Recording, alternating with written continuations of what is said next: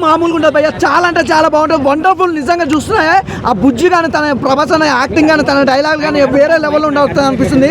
చాలా మంది ట్రోల్ చేసారు, ఏంది ఆది పురుషు అప్పుడు కూడా చాలా మంది ట్రోల్ చేసారు. దమ్ముంటే ఇప్పుడు చేరరా రే, ఇప్పుడు రండి వస్తావా ట్రోల్ చేస్తావా? ఏం వస్తావా ఇప్పుడు? నీకు దమ్ముంటే ట్రోల్ చేయి, కల్కి సినిమాకి ట్రోల్ చేయి, నీకు దమ్ముంటే. అంత సీన్ లేదు.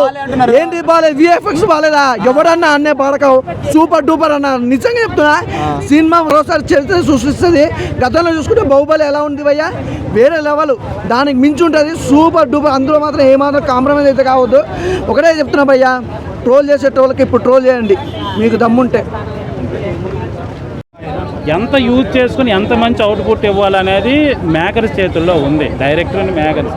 అసలు వాళ్ళు ఏం చేస్తున్నారో నాకు అర్థం కావట్లేదు. కల్కి విషయంలో నేను పక్కన పెడితే, యాజ్ ఎ మెగా ఫ్యాన్గా నేను పక్కన పెడితే, ప్రభాస్ ఫ్యాన్స్కి చాలామందికి సాటిస్ఫై లేకుండా ఉన్నారు. సో అందరికీ నచ్చే విధంగా ప్రభాస్ అనే వ్యక్తి, నాకు తెలిసి వెంకటేష్ గారు ఎలాగో ప్రభాస్ గారు అలాగే యూనివర్సల్ స్టార్, అందరికి ఇష్టపడే స్టార్ ఆయన. ఓన్లీ ప్రభాస్ అభిమానులే కాదు ఇష్టపడతారని కదా, యూనివర్సల్ స్టార్ ఆయన.